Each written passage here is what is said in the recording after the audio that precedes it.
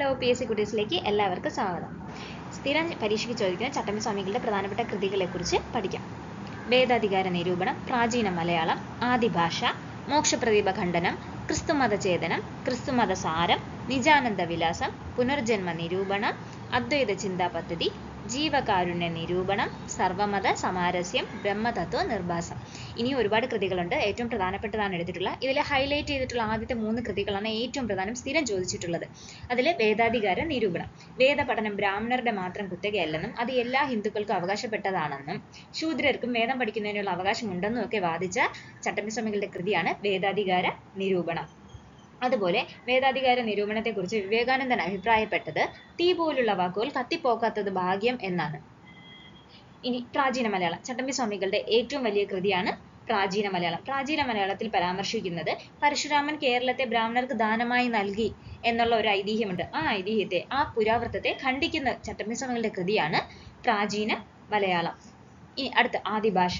മനുഷ്യ സമുദായത്തിന്റെ ആദ്യ ഭാഷ തമിഴാണെന്ന് വാദിക്കുന്ന ചട്ടമ്പി സ്വാമികളുടെ കൃതിയാണ് ആദിഭാഷ. മനുഷ്യ സമുദായത്തിന്റെ ആദ്യ ഭാഷ തമിഴാണെന്ന് വാദിക്കുന്ന ചട്ടമ്പി സ്വാമികളുടെ കൃതിയാണ് ആദിഭാഷ. അടുത്ത് മോക്ഷപ്രദീപ ഖണ്ഡനം. ബ്രഹ്മാനന്ദ ശിവയോഗിയുടെ കൃതിയായ മോക്ഷപ്രദീപത്തെ വിമർശിച്ചുകൊണ്ട് ചട്ടമ്പി സ്വാമികൾ രചിച്ച കൃതിയാണ് മോക്ഷപ്രദീപ ഖണ്ഡനം. മോക്ഷപ്രദീപ എന്ന കൃതിയെ വിമർശിച്ചുകൊണ്ട് എഴുതിയ കൃതിയാണ് മോക്ഷപ്രദീപ ഖണ്ഡനം. മോക്ഷപ്രദീപം എഴുതിയത് ബ്രഹ്മാനന്ദ ശിവയോഗിയാണ്. അടുത്ത് ക്രിസ്തുമത ചേതനം.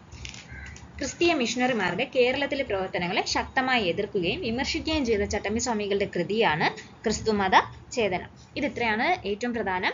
വേദാധികാര നിരൂപണം, പ്രാചീന മലയാളം, ആദിഭാഷ, മോക്ഷപ്രദീപ ഖണ്ഡനം, ക്രിസ്തുമത ചേതനം. ഇത് ഇത്രയും സ്ഥിരം ചോദിച്ചിട്ടുള്ളതാണ്.